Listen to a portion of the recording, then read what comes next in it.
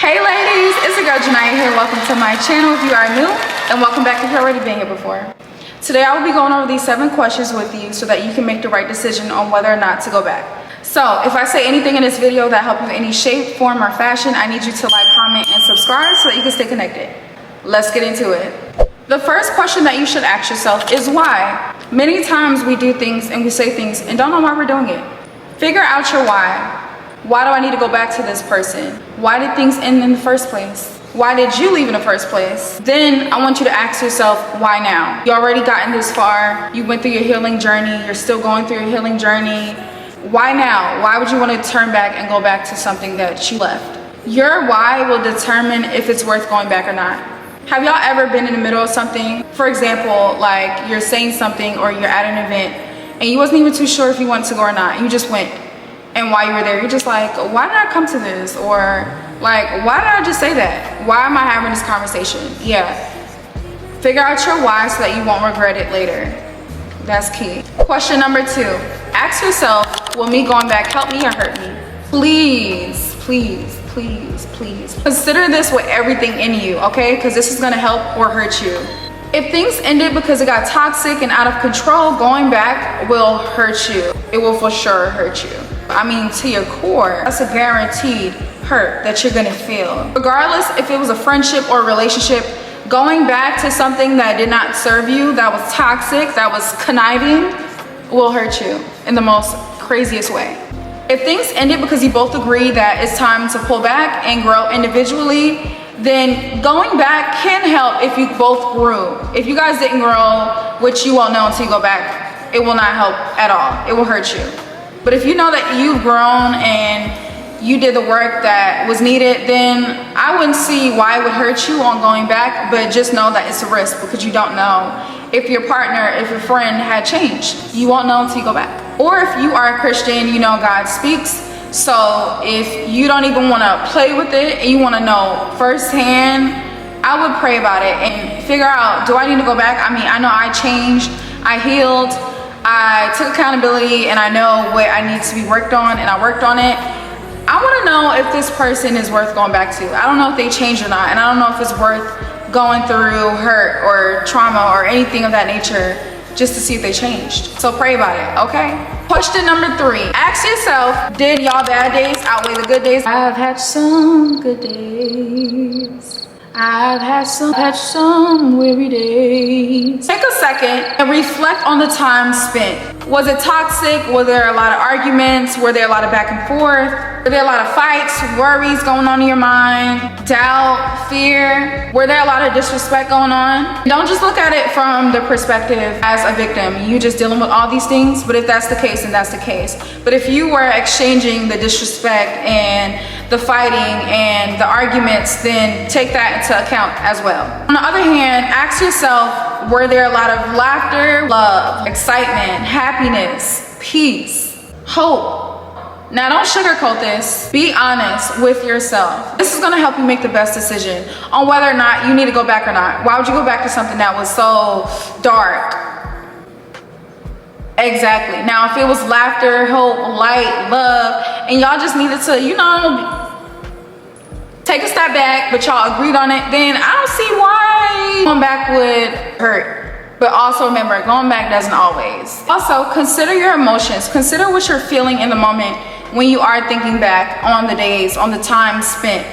Consider how you're feeling. If you're feeling very sad and very depressed and not too good, I don't think going back will help you. But if you're, you know, filled with laughter and you're just like smiling and, you know, you're hopeful, then I would consider it. Question number 4. Am I bored? Now, all the questions are important, but this right here is gonna put the cherry on the top. I mean, the top, not the side, not the bottom, but the top, okay? Speaking from experience, I've made poor decisions and I went back to certain people that I should never went back to.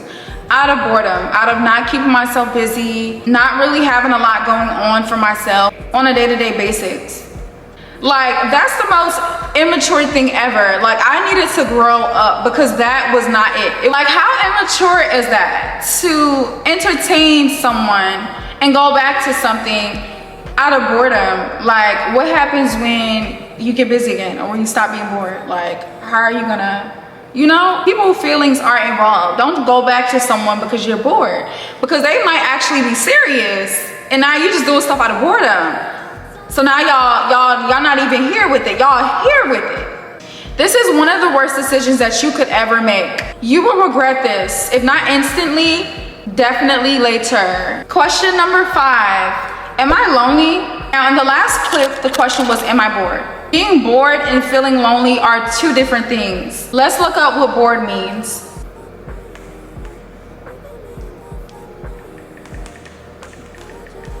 Okay, hold on. Now I be spelling it wrong. Okay, y'all, so the definition of bored is feeling weary because one is unoccupied or lacks interest in one's current activity. Let's look up another definition. What is boredom? Feeling unsatisfied by an activity or uninterested in it. Now that we know what bored means, or boredom, let's look up the definition of lonely. So the definition of lonely is sad because one has no friends or company. Two different things, as I stated, okay? So I want you to figure out whether or not you're experiencing loneliness or you're just bored, because those are two different feelings, and it's important for you to be self-aware of your feelings and your emotions and all that. Question number 6. I want you to ask yourself, really, do I want revenge? If you plan to go back to this person because you want to give them a taste of their own medicine, you're gonna mess around and get a taste of your own medicine, and you will end up hurting yourself. And this goes to show that you have not moved on yet, or you have not forgave this person, which leads me to saying self-work is needed, and we all need self-work. But really consider that, like, self-work is needed if you're considering going back to a person just to hurt them. And also, healing is needed. You're not healed yet if you're still seeking to hurt someone for what they did to you. What they did to you was not right, and what they said to you was not right. But you paying evil with evil is also not right. There's a scripture that speaks on revenge, actually, so we're gonna pull that up. Romans 12 verse 19 says, "Beloved, never avenge yourselves, but leave it to the wrath of God. For it is written, vengeance is mine, I will repay, says the Lord." Did y'all hear that? Let me read that again. Beloved, never avenge yourselves, but leave it to the wrath of God. For it is written, vengeance is mine, I will repay, says the Lord. Come on. The revenge that you think you can do to hurt someone, how much better, how much greater, how much stronger do you think God can do? Consider that, okay? Think about it being double, and then that will just help you. You don't even need to do revenge. You don't even have to get back. You don't gotta do any of that. Just think of how much greater it could be. Question number 7, am I seeking closure or an apology? Know that in this lifetime, people will do things to you. People will say things to you. People will do the most evilest things to you, and you will not get that apology. You will not get that closure. You will not get that explanation.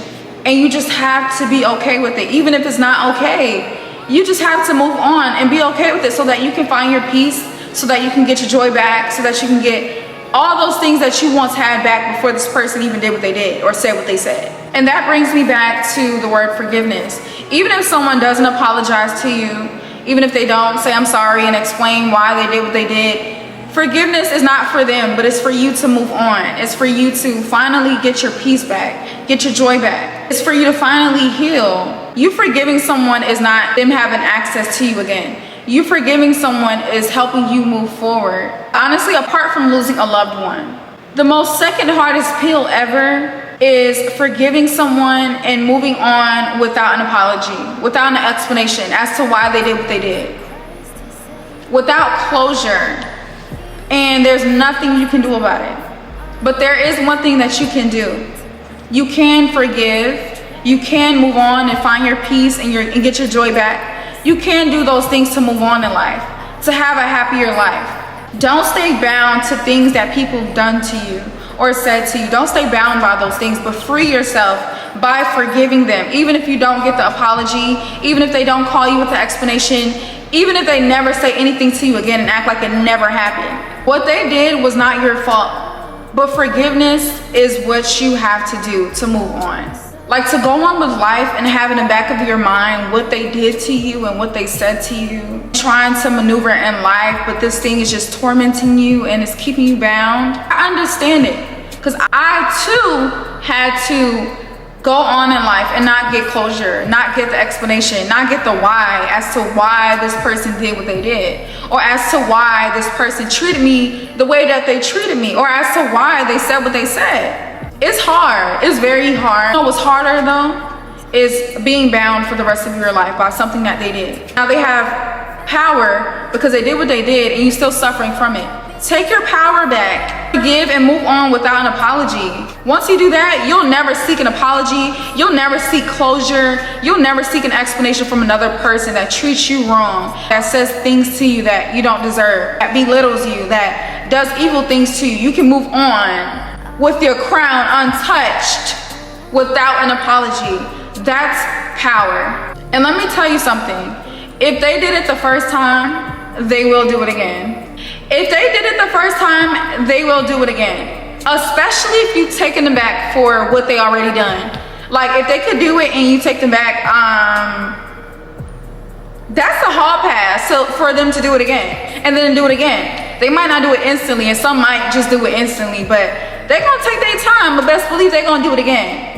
And this time they probably won't get caught because they're gonna think to do it a different way. You know what I mean? So definitely consider, if they did what they did the first time, they will do it again. And the disrespect for the ones who are seeking closure and seeking apology and seeking an explanation, let me tell you something. Let me tell you something. The disrespect was all you needed. Disrespect was all the closure that you needed. The abuse was all the closure that you needed. What more can you get out of that? The lying, the backbiting was all the closure that you needed. What more can you get out of that? That was the closure. That was your closure. That was your explanation. That's your reasoning. It may not make sense as to why they did it, and I understand it's like different levels to closure, I guess. Like, you want to know why they did what they did, but the disrespect is all that you need. Like, that's all that you need. This person never respected you in the first place. They never cared. They never considered your feelings. They never thought about you. It was always about them. That was all the closure that you needed. They couldn't have loved you that much to abuse you. They couldn't have loved you that much to talk down on you. That's all the closure that you need, honey. Move on respectfully, okay? And when they come back, because they come back, make sure that you're not being a revolving door. The doors that go around and around, I know you guys been through them before. Make sure you're not being that. Make sure that once the door closed, it stay closed and you throw the key somewhere else. Period. I want to say this as we come to an end. Please make sure that you are 100% sure of your decision before making it. I didn't say 8800. Make sure that you are 100% sure. Why? Sometimes we could be 99% sure and you think that's enough, right? You think like, okay, I'm sure about this thing and whatever. And that 1% comes and sneak up on you. Y'all ever see someone sneak up on somebody? They wasn't looking, like they unaware, like it caught them by surprise. It caught you by surprise and you ain't the one that got hit. Okay, that's how that 1% would do. It will sneak up on you. That 1% will have us erasing the whole 99% that we worked up towards. Like, how did we get here? One thought of y'all together, that one memory, that one touch, that one hug, that one smile, that one smell, that one memory of y'all hanging out, that one memory of him telling you that he would change. It's always that one plan that y'all had in motion. So finally, I tell you to let go of that 1%. Let it just go in the air. Y'all know them balloons, you just let it, yeah. We're gonna do that right now. So have your imaginary balloon, the thought, whatever it is, that 1%, whatever is making you consider going back to this thing, this person that was just so not healthy for you. I want you to hold it as if it's a balloon. How do we hold balloons? It's like a little string. So this is the balloon. I want you to think about that 1% that's making you consider going back, right? So we're gonna have a moment of silence so that we can gather our thoughts, okay? Okay, y'all got your, okay. Oh, okay. Okay, so now that we all have got our thoughts together, and if you need to pause and really figure out your thoughts, or after this video, really figure it out. Now, we're all gonna release the balloon on 3, okay? And don't just do it and not mean it. You can't, first of all, even if you don't mean it, you can't, like, being realistic, like, you can't go and grab a balloon that's already in the air. So I want you to consider that. I want you to think of that thought as that. Like, once you let it go, that's it. You can't get it back. You're not gonna consider it, you're not gonna think about it, it's just gone. So on 3, we're gonna let the balloons go. 1, I know that it hurts. 2, I know that you guys had great memories, but they did not last. 3, you need to let go of the fantasy. Y'all see that? So beautiful. Look at all the balloons just going up. Oh, in the spirit. Ooh. Stop trying to get that balloon. I see y'all. Girl, stop trying to grab that balloon. I see you. I see you trying to jump up and grab it. Girl, it's gone. It's really gone. Okay, it's in the air now. Leave it in the air, baby. Leave it over there. Okay? Round of applause to the ladies that finally let go of that 1%. Give it up, sister.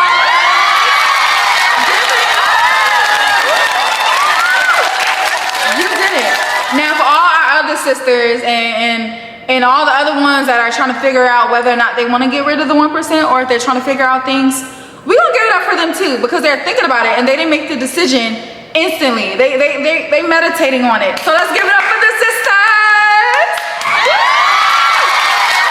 You're gonna make this decision. You're gonna make it right. And with all that being said, I hope that I said something that really helped you, really got you thinking, really got you considering things about yourself, about the decision that you're gonna make. And I hope that you guys stay connected with me, like, comment, and subscribe. And I'll see you in the next video.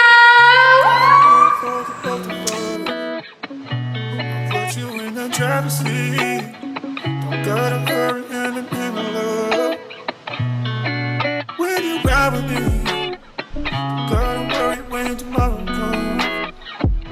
I'll put you in the driver's seat.